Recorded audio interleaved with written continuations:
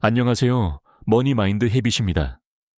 여러분, 뉴스에서 이런 말 자주 듣죠? 2026년 경제정책이 바뀝니다.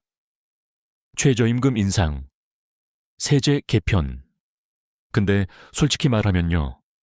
이 말 듣고 마음이 편해진 적 거의 없잖아요. 대부분은 이 생각부터 들어요. 아, 또 뭐가 복잡해졌구나. 나랑은 상관없는 이야기겠지. 어려운 용어 나오면 어쩌지. 근데요, 제가 오늘 드리고 싶은 이야기는 조금 달라요. 이 숫자들, 알고 보면 우릴 혼내는 숫자가 아니라 우릴 지켜주는 숫자라는 거예요. 마치 울타리처럼요. 이 아래로는 떨어지지 않게 해줄게 하는 약속 같은 거죠. 오늘은 거창한 경제 이야기 안 할게요. 뉴스에서 나오는 어려운 용어도 없어요. 그냥 내 통장에 실제로 찍히는 돈, 내가 받을 수 있었는데 놓치기 쉬운 기준. 아, 이건 진짜 알아야겠다 싶은 숫자들만 말하듯이 차 한잔 마시듯 편하게 풀어볼게요. 먼저 제일 현실적인 이야기부터 할게요. 최저임금. 2026년 최저임금 시급만 320원입니다. 2025년보다 2.9% 올랐어요. 2.9%? 별로 안 오른 거 아니야? 하실 수도 있는데요. 금액으로 따지면 300원 오른 거예요. 작아 보이죠? 근데 이게 쌓이면 달라져요. 그럼 한 달 월급으로 환산하면 얼마일까요? 주 40시간 기준으로 계산하면요. 월급 215만 6,880원. 216만 원 정도예요. 주유수당까지 다 포함한 금액이에요. 주유수당이 뭐냐고요? 일주일 동안 정해진 시간 다 일하면 쉬는 날에도 하루치 임금을 주는 거예요. 이게 포함돼서 216만 원인 거죠. 이 숫자, 누군가는 이걸로 뭐가 되냐? 서울에서 월세 내고 나면 남는 게 없잖아. 할 수도 있어요. 맞아요. 충분하지 않죠. 근데요, 이건 그냥 돈의 문제가 아니에요. 이건 이 아래로 주면 안 됩니다. 라는 국가의 공식 약속이에요. 이게 무너지면요, 그 아래로 계속 떨어질 수 있거든요. 그래서 이 기준을 지키는 게 중요한 거예요. 그래서 혹시 여러분이 지금 받는 시급이 애매하다, 월급 계산이 이상하다, 초과 근무 수당이 빠진 것 같다, 그러면요, 내가 예민한가? 괜히 따지는 거 아닌가? 이런 생각하지 마시고요. 이 기준에 맞는가를 먼저 보셔야 해요. 여러분의 권리거든요. 예를 들어 볼게요. 만약 여러분이 편의점에서 아르바이트를 하는데 시급 10,000원을 받고 있다면 이건 최저임금보다 낮은 거예요. 320원 차이잖아요. 하루 8시간 일한다고 치면요. 하루에 2,560원 손해예요. 한 달이면 주 5일 일한다고 계산하면 한 달에 약 5만 원 정도 손해보는 거죠. 1년이면 60만 원이에요. 작은 돈 같지만 이게 쌓이면 여러분의 권리를 잃어버리는 거예요. 아니면 이런 경우도 있어요. 사장님이 우리 회사는 주유수당 없어. 이러면요. 그것도 위법이에요. 일주일에 15시간 이상 일하고 일주일 동안 약속한 날 다 출근했으면요. 무조건 주유수당 받을 수 있어요. 이거 모르고 넘어가시는 분들 진짜 많거든요. 그리고 여기서 진짜 중요한 게 하나 더 있어요. 근로장려금 기준이 바뀌었습니다. 이거 진짜 큰 변화예요. 2026년부터 맞벌이 가구 기준이 확 올라갔어요. 예전에는 연소득 3,800만 원 미만이었는데 지금은 4,400만 원 미만이에요. 600만 원이나 올랐어요. 이게 얼마나 큰 변화냐면요. 예전에는 혜택 못 받던 분들이 이제 받을 수 있게 된 거예요. 자세히 볼게요. 혼자 사시는 분, 단독 가구는요, 연소득 2,200만 원 미만이면 최대 165만 원 받을 수 있어요. 헛벌이 가구, 그러니까 한 사람만 일하는 집은요, 3,200만 원 미만이면 최대 285만 원. 맞벌이 가구는요, 4,400만 원 미만이면 최대 330만 원까지 받을 수 있어요. 근데 여기 함정이 하나 있어요. 소득만 보는 게 아니라 재산도 봐요. 가구원 전체 재산이 2억 4천만 원 미만이어야 해요. 만약 재산이 1억 7천만 원에서 2억 4천만 원 사이면요, 장려금의 절반만 받아요. 예를 들어 330만 원 받을 자격이었는데 재산이 1억 8천만 원이면요, 165만 원만 받는 거예요. 집 한 채 있으신 분들, 이거 꼭 확인하셔야 해요. 구체적인 예시 하나 더 들어볼게요. 서울에 사시는 맞벌이 부부가 있어요. 남편은 중소기업 다니면서 연봉 2,500만 원, 아내는 파트타임으로 일하면서 1,500만 원, 합치면 4천만 원이죠. 재산은 전세로 살고 있고 차 한 대 있어서 총 재산이 1억 원 정도예요. 이 경우는요, 소득도 4,400만 원 미만이고 재산도 2억 4천만 원 미만이니까 근로장려금 330만 원 전액 받을 수 있어요.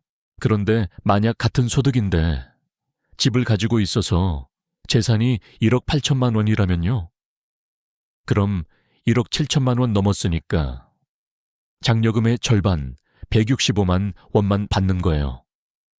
같은 소득인데 재산 때문에 절반으로 줄어드는 거죠. 그래서 꼼꼼히 확인하셔야 해요. 아니면 이런 경우도 있어요. 단독 가구, 혼자 사시는 청년이 있어요. 연봉이 2,100만 원이에요. 기준이 2,200만 원 미만이니까 100만 원 차이로 받을 수 있어요. 근데 나는 100만 원 차이니까 조금만 받겠지? 이렇게 생각하시면 안 돼요. 2,100만 원도 165만 원 가까이 받을 수 있어요. 소득 구간별로 장려금이 달라지는데 너무 낮아도 적게 받고 중간 정도일 때 제일 많이 받거든요. 이거요, 혜택이 아니라 권리예요. 여러분이 땀 흘려 일한 거에 대해서 국가가 수고했어요, 조금이라도 보태드릴게요 하는 거거든요. 설마 내가 되겠어? 나는 그렇게 어렵지 않은데. 이 생각 때문에 매년 그냥 지나치는 분들 정말 많아요. 신청 안 하면 아무도 안 줘요. 알아서 입금되는 거 아니에요. 진짜 홈택스 들어가서 예상액 조회 한번 딱 10분이면 돼요. 로그인하고 근로장려금 메뉴 들어가서 예상 지급액 조회 누르면 끝이에요. 그게 오늘의 숙제입니다. 300만 원 넘는 돈을 그냥 안 받고 지나가시면 안 되잖아요. 그 돈이면 가족들이랑 여행도 가고 급한 데 쓸 수도 있고 저축할 수도 있잖아요. 이제 부모님 이야기 해볼게요. 아이 키우시는 분들 정말 힘드시죠? 저도 내 아이 키웠으니까 알아요. 밤에 잠도 제대로 못 자고 낮에는 일하고 퇴근하면 아이 돌보고 진짜 슈퍼맨, 슈퍼우먼이세요. 2026년에도 부모급여는 그대로 갑니다. 0세, 그러니까 돌 되기 전 아기는 월 100만 원. 1세, 돌부터 2돌까지는 월 50만 원. 이건 작년이랑 똑같아요. 근데요, 진짜 바뀐 건 따로 있어요. 육아휴직 급여, 상한이 달라졌어요. 이게 진짜 체감되는 변화예요.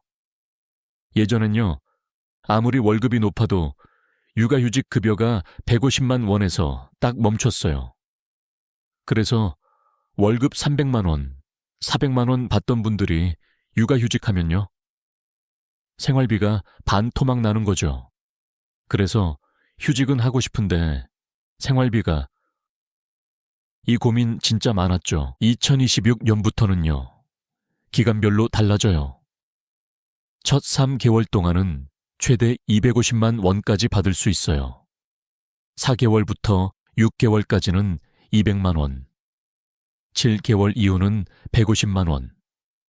초반에 돈이 많이 필요하잖아요.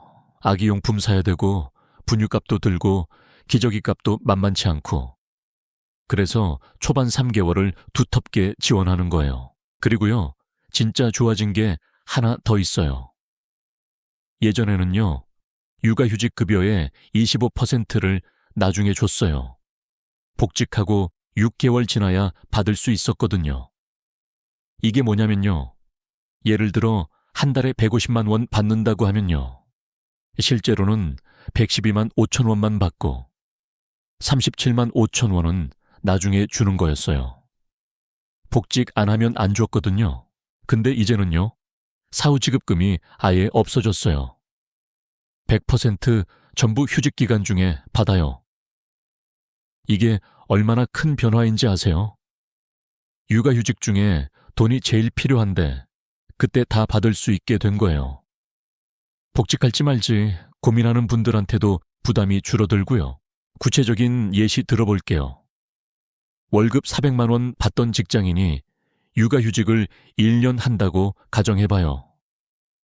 월급의 80%를 받는 게 원칙인데 상한액이 있으니까 그 안에서 받는 거죠. 첫 3개월은 한 달에 250만 원씩 총 750만 원.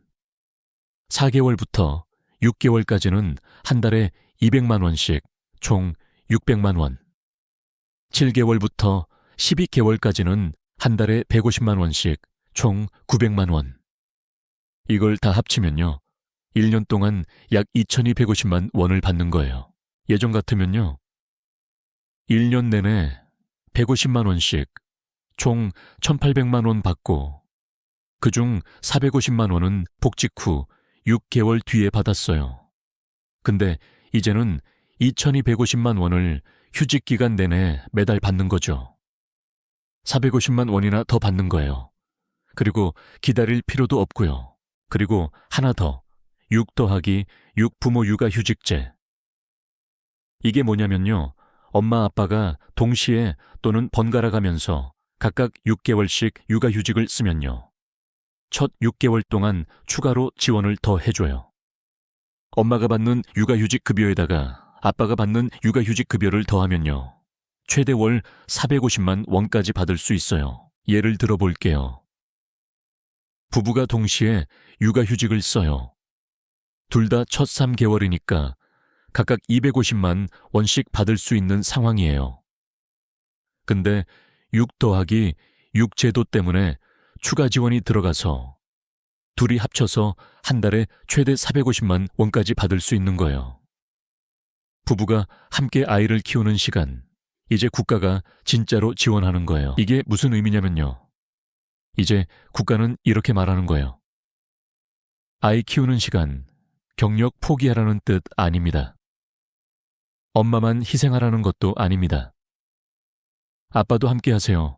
우리가 지원할게요. 특히 아빠들, 이제 눈치 덜 보셔도 됩니다. 회사에서 남자가 무슨 육아휴직 이런 말 들을까봐 걱정하셨던 분들, 이제는 제도가 여러분 편이에요. 그리고 하나 더, 신생아 특례대출. 집 없는 신혼부부나 출산 가정을 위한 거예요. 부부 합산 소득이 2억 원 이하까지 완화됐어요. 예전에는 기준이 더 낮았는데 이제 훨씬 많은 분들이 받을 수 있게 됐어요. 금리는 1%에서 3%대, 시중은행 대출이 4%에서 5%대인 거 생각하면 엄청 낮은 거죠. 구체적으로 계산해 볼게요. 서울의 소형 아파트 하나 3억권에 산다고 가정해봐요. 신생아 특례 대출로 2억 원을 1.5% 금리로 30년 동안 빌린다면요, 한 달 이자가 약 25만 원 정도예요. 원금 포함하면 한 달에 약 65만 원 정도 내면 돼요. 만약 이게 일반 주택담보대출로 5%에 빌렸으면요, 한 달 이자가 83만 원이에요. 원금 포함하면 한 달에 약 110만 원 내야 해요. 차이가 뭐예요? 한 달에 58만 원 차이예요. 1년이면 696만 원 차이예요. 30년 동안 갚는다고 하면요, 2억 800만 원 차이가 나요. 거의 집값만큼 차이 나는 거죠.